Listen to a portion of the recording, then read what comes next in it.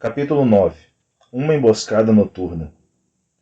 Quando os dois embaixadores fracassados chegaram à tenda de Agamemnon, logo Ulisses declarou o seguinte: Agamemnon, soberano dos homens, na verdade Aquiles não quer estancar a ira, mas está cheio de cólera ainda maior.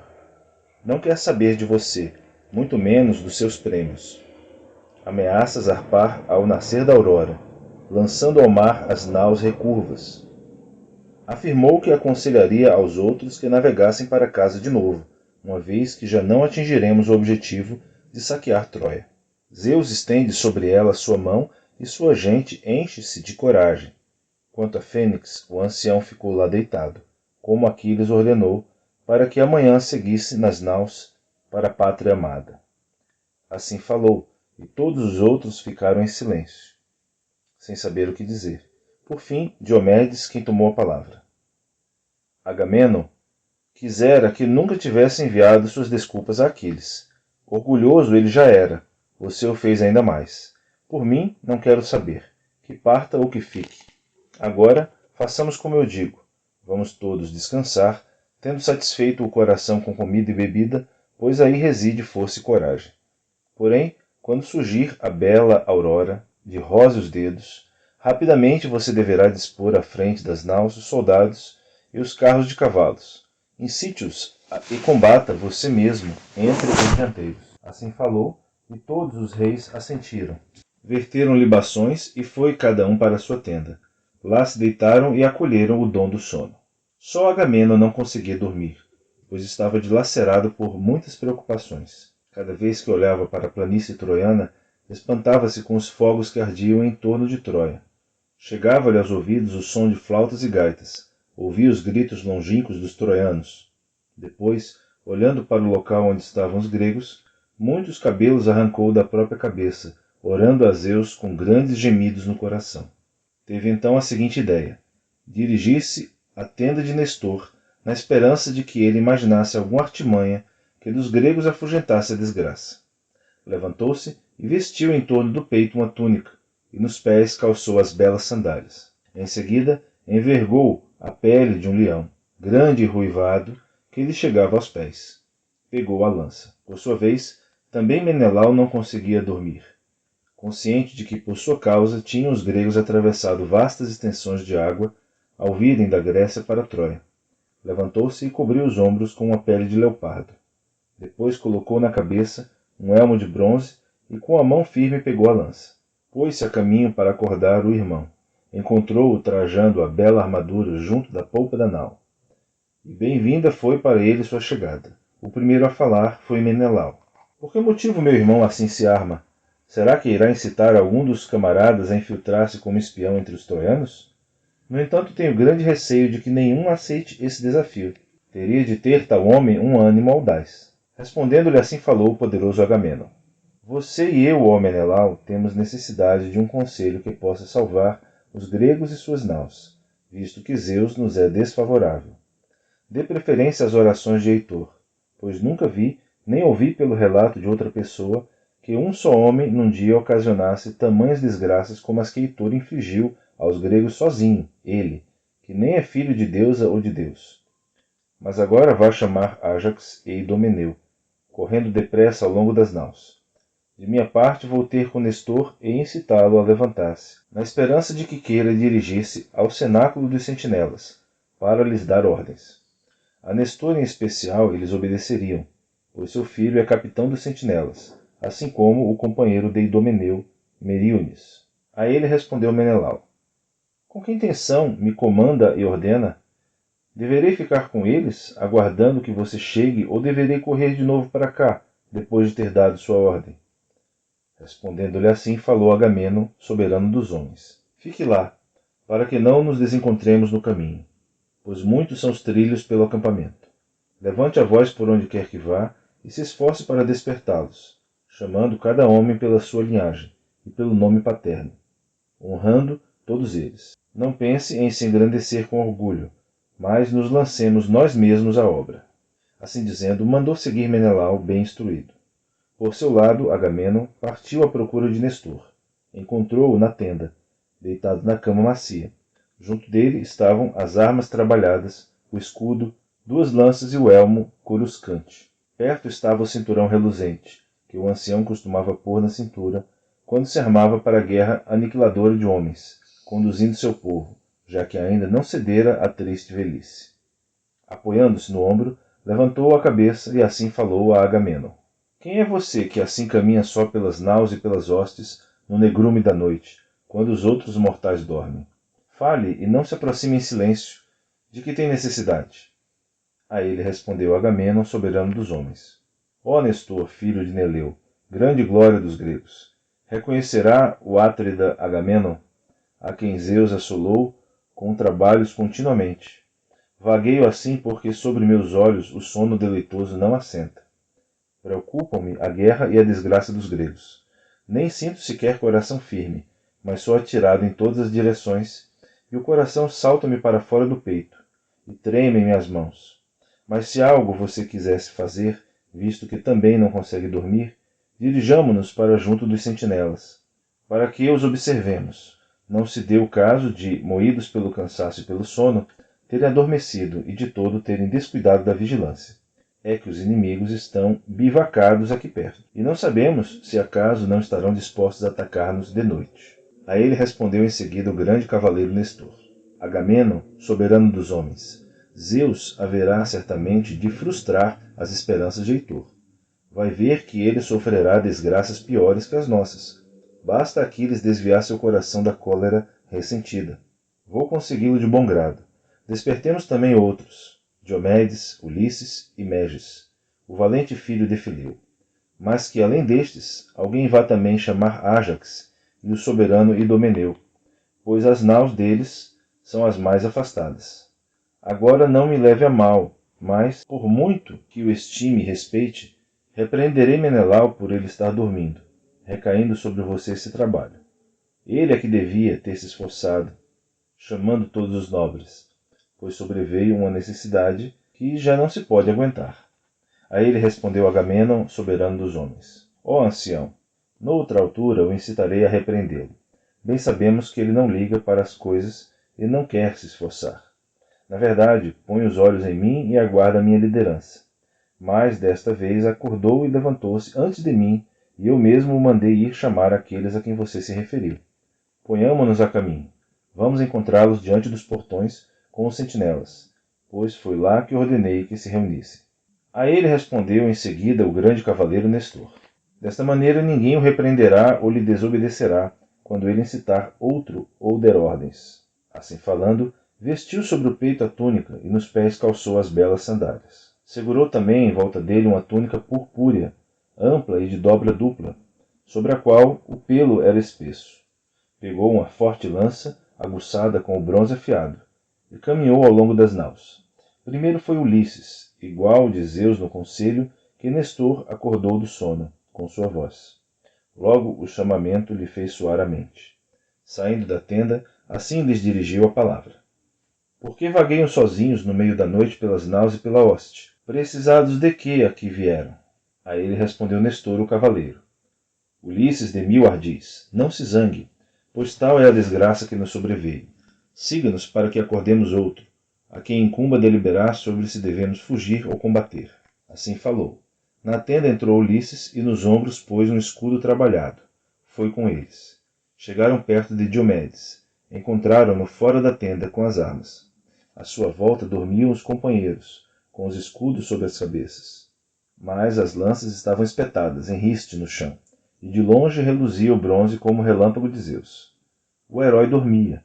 Debaixo dele estava estendida a pele de um boi campestre, e sob a sua cabeça estava esticado um tapete brilhante. Postando-se junto dele, Nestor acordou-o com um pontapé, incitando-o e repreendendo cara a cara. Levante-se, ó Diomedes, por que dorme a noite toda? Não sabe que os troianos na zona alta da planície estão acampados junto das naus, e que exíguo espaço os detém? Assim falou, e Diomedes acordou muito depressa do sono, e falando-lhe, proferiu estas palavras. É rijo, ó ancião, e do esforço nunca desiste? Não há outros mais novos que possam ir acordar cada um dos reis andando por todo lado? Mas você, ó ancião, é intratável. Respondendo-lhe assim falou Nestor. Os gregos estão em grande dificuldade. O que está no fio da navalha é isto: ou a destruição funesta ou a sobrevivência.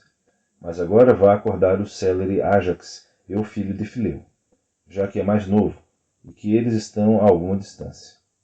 Assim falou, e Diomedes pôs nos ombros a pele de um leão grande e arruivado, que lhe chegava aos pés. Pegou a lança, e o herói pôs-se a caminho para acordar e trazer os outros.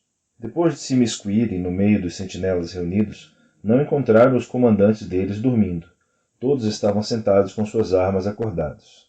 Tal como no redil, os cães estão de guarda em volta das ovelhas, ao ouvirem a fera destemida que, através da floresta, vem dos montes e se levanta em torno dela um grande alarido de homens e cães, e assim para eles o sono desaparece. Assim, das suas pálpebras desaparecera o sono deleitoso, mantendo vigília na noite ruim. Constantemente, eles se viravam para a planície, à espreita do avanço dos troianos. Ao vê-los, se alegrou o ancião, encorajando-os com o discurso, e falando-lhes, proferiu essas palavras: Desta maneira, meus filhos, mantenham a vigília, que de ninguém o sono se apodere, para não proporcionarmos alegria aos inimigos. Assim dizendo, depressa atravessou a vala.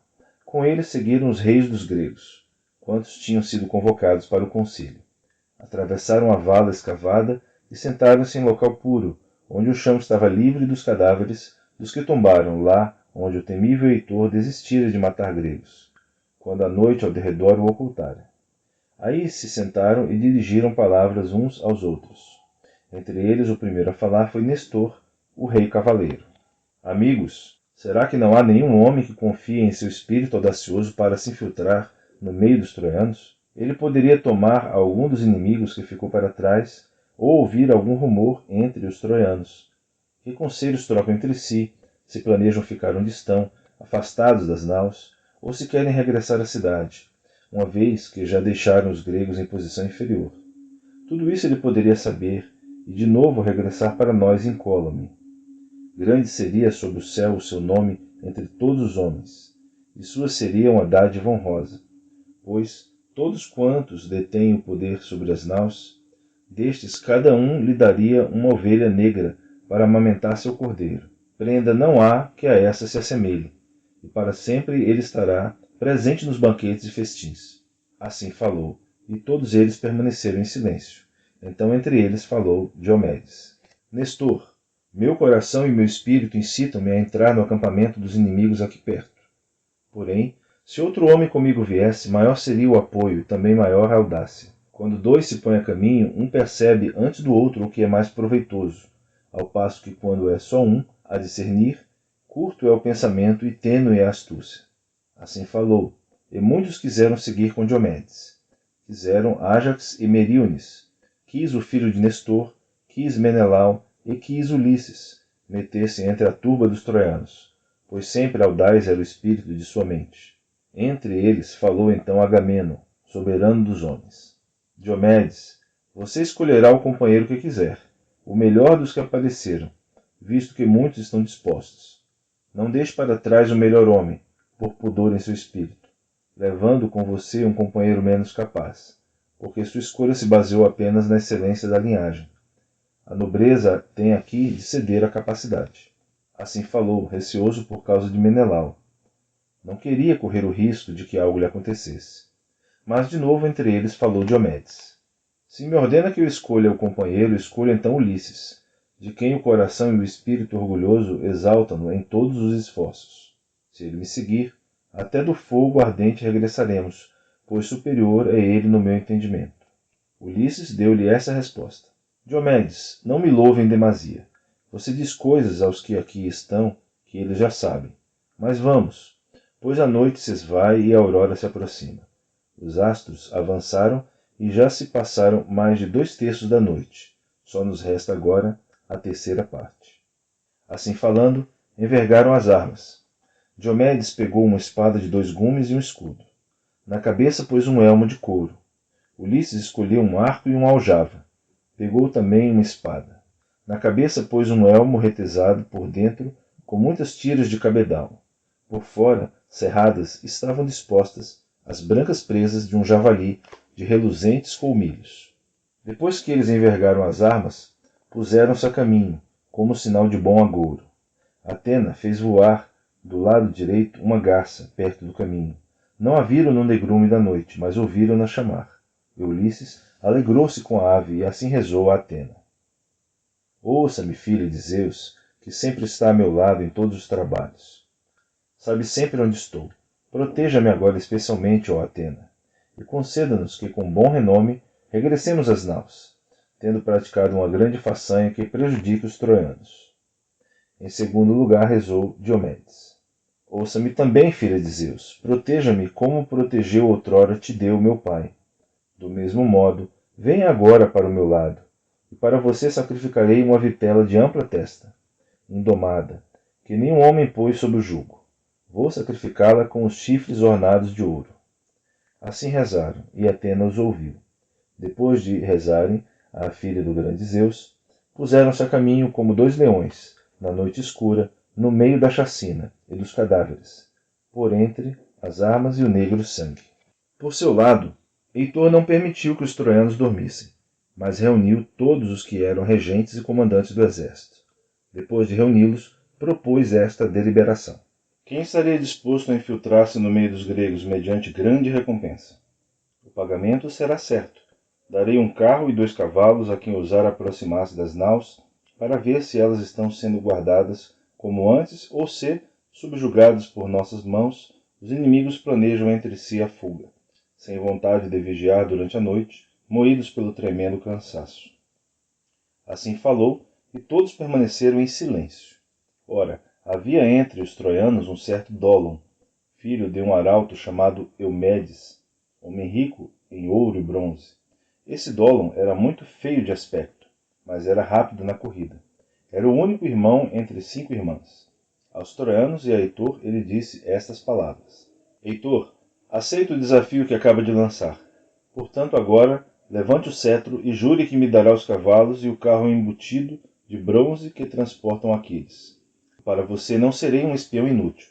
Irei direto ao acampamento, até chegar à nau de Agamenon, onde adivinho que os comandantes deliberam sobre se devem fugir ou combater. Assim falou, e Heitor pegou o cetro com as mãos e jurou. Seja Zeus minha testemunha de que nestes cavalos mais nenhum dos troianos montará, mas será você a vangloriar-se com eles para sempre. Assim sendo, jurou, incitando o outro. Logo, nos ombros pôs Dólon o arco recurvo e envergou por cima a pele de um lobo cinzento. Na cabeça pôs um gorro feito com pele de furão. Pegou um dardo afiado e foi da hoste dos troianos até as naus dos gregos. No entanto, não haveria de regressar das naus para trazer informação a Heitor. Depois que deixou a turba de cavalos e homens, com afinco seguiu seu caminho. Mas enquanto caminhava, Ulisses reparou nele e disse a Diomedes: Anda por aqui um homem, ó Diomedes, que vem do exército troiano. Não sei se é um espião, que vem se meter no meio das naus, ou é alguém que vem despojar um dos cadáveres dos mortos. Mas deixemos primeiro que ele passe um pouco à nossa frente na planície. Depois, lançando-nos a ele, vamos tomá-lo rapidamente. Se ele conseguir fugir-nos pela rapidez dos pés, pressione-o constantemente em direção às naus, brandindo sua lança, para que ele não fuja para a cidade. Assim sendo, deitaram-se no meio dos cadáveres, fora do caminho, mas Dólon, na sua imprudência, correu à frente deles. Ulisses e Diomedes correram logo no seu encalço, e ele, ouvindo os passos, estacou, pois esperava que fossem amigos que vinham da parte dos troianos. Só depois percebeu que eram inimigos. Em pânico, desatou a fugir, e eles lançaram-se rápidos na perseguição. Como 2 galgos de afiados dentes, peritos na caça, perseguem uma corça ou uma lebre em terreno arborizado, e o animal aos gritos corre em frente, assim Diomedes e Ulisses impediram a Dólon o acesso ao exército e sem trégua corriam atrás dele. Quando Dólon estava para se misturar no meio dos sentinelas, fugindo para as naus, foi que Atena lançou força em Diomedes, para que nenhum dos gregos se vangloriasse de ter desferido o primeiro golpe. Brandindo a lança, gritou-lhe então o possante Diomedes: Pare onde está, ou com a lança o acertarei, e não julgue que depois escapará da morte nas minhas mãos. Assim falou e arremessou a lança, mas de propósito não acertou no fugitivo. Por cima do ombro direito de Dolon passou a ponta da lança polida, fixando-se na terra. Dolon estacou aterrorizado, balbuciando e batendo os dentes, pálido de medo. Arfantes, Ulisses e Diomedes apanharam-no, agarrando-o pelas mãos. Ele rompeu em lágrimas e disse: Tomem-me vivo e eu mesmo me resgatarei. Tenho em casa bronze e ouro. Com esses tesouros meu pai pagará incontável resgate, quando ouvir que estou vivo nas naus dos gregos. Respondendo-lhe assim falou o astucioso Ulisses: Não se ponha já a pensar na morte. Diga-nos a verdade. Por que anda por aqui rondando sozinho no negrume da noite? Será que vem despojar um dos cadáveres dos mortos? Ou foi Heitor que o mandou para espionar nosso acampamento? Em seguida lhe respondeu Dolon com o corpo tremendo. Com muitas ilusões logrou Heitor levar-me para longe da razão.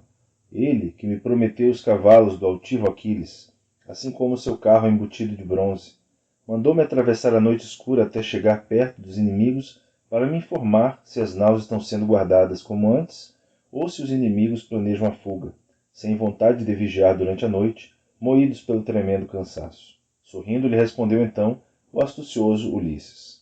Na verdade, seu coração ansiava por grandes recompensas. Os cavalos de Aquiles, nada menos. Mas difíceis são eles de serem dominados ou conduzidos por homens mortais. Mas diga-me agora com verdade e sem rodeios. Ao vir aqui, onde deixou Heitor? Onde estão suas armas, seus cavalos? Como estão dispostas as vigias e as dormidas dos demais troianos? Que conselhos trocam entre si? Respondendo-lhe, assim falou Dolon.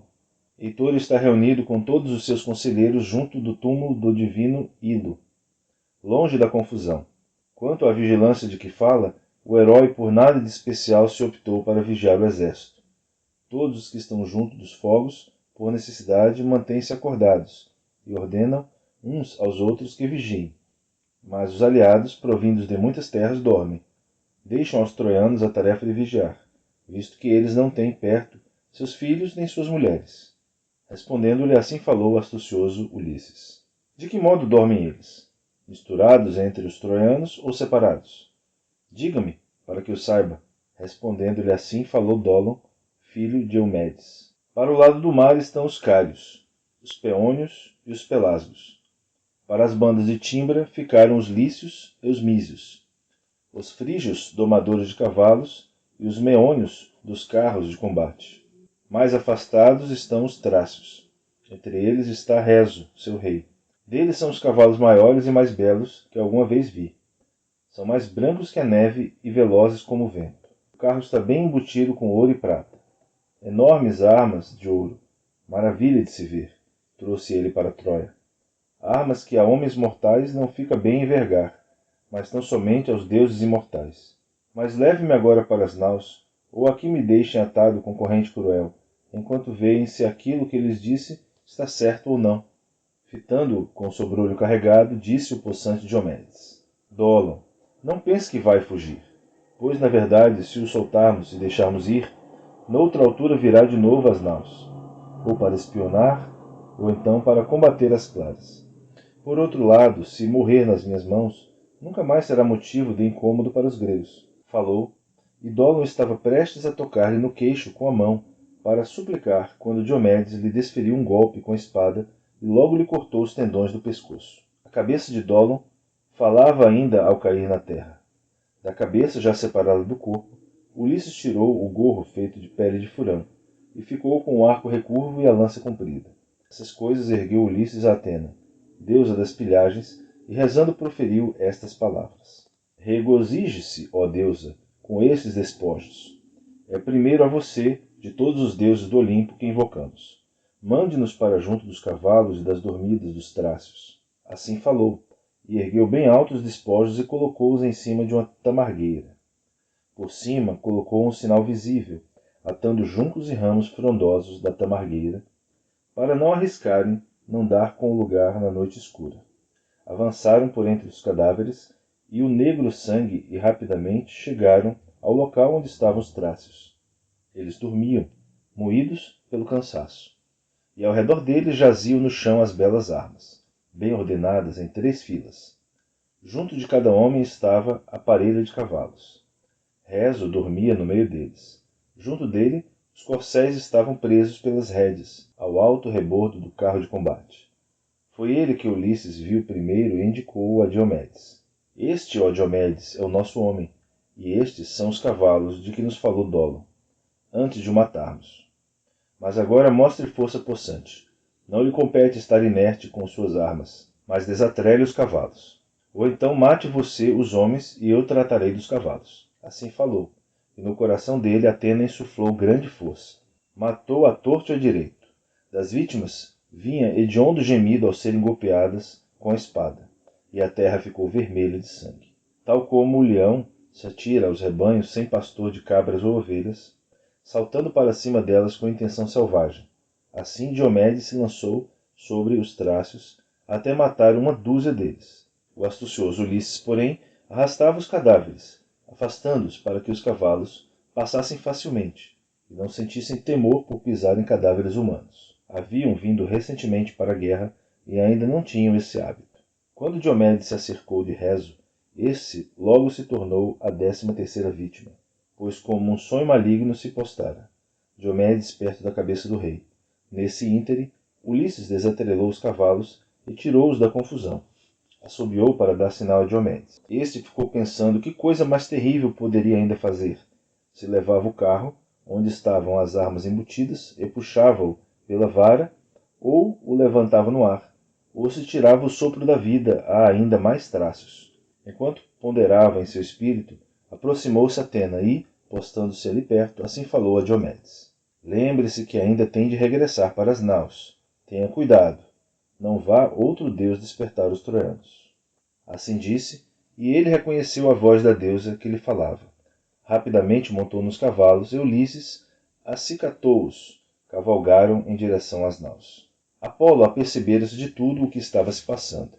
Furioso com Atena, misturou-se no meio dos troianos e despertou o conselheiro dos Trácios, Hipoconte, nobre parente de Reso.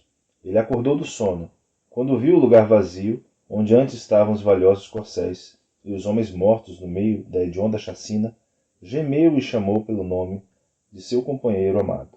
Da parte dos troianos, houve bramido e confusão indizível, ao reunirem-se todos. Olharam para os feitos terríveis praticados às escuras pelos gregos. Assim que Diomedes e Ulisses chegaram ao local onde tinham matado o espião de Heitor, Ulisses refreou os cavalos. Diomedes saltou para o chão, pôs os despojos sangrentos nas mãos de Ulisses e depois montou de novo. Chicoteou os cavalos que correram até as naus. Nestor foi o primeiro a ouvir o som e assim falou, dizendo: Amigos, ouço o som de céleres corcéis. Oxalá Ulisses e o possante Diomedes assim tenham conduzido, de junto dos troianos, cavalos de alto valor. Não acabaram ainda de falar quando eles chegaram. Saltaram e os outros os saudaram com apertos de mão e palavras amigas. O primeiro a falar foi Nestor, o cavaleiro. Diga-me agora, ó Ulisses, como tomou esses cavalos? Nunca vi outros assim tão belos. Penso que um deus os terá encontrado para dá-los a vocês. Respondendo-lhe, assim falou o astucioso Ulisses. Facilmente o deus, que assim quisesse, daria cavalos melhores que esses, pois os deuses tudo podem. Esses cavalos, ó ancião, a que alude, são da Trácia. Diomedes matou o amo deles, junto com seus 12 companheiros, e matamos ainda um espião perto das naus, que Heitor enviara para espiar o nosso acampamento. Assim falou, conduziu os cavalos e com ele foram outros amigos, regozijando-se. Quando chegaram à tenda de Diomedes, com belas correias ataram os cavalos à manjedoura, onde estavam os outros cavalos. E na polpa da nau, Ulisses colocou os despojos sangrentos de Dólon. Em seguida, Ulisses e Diomedes entraram no mar para lavar das pernas, das coxas e do pescoço o suor abundante. Depois que a onda do mar lavou o suor de seu corpo e lhes refrescou o coração, foram tomar banho em banheiras polidas. Tendo ambos tomado banho, sentaram-se para jantar. E da taça repleta tiraram vinho doce como mel e ofereceram libações a Atena.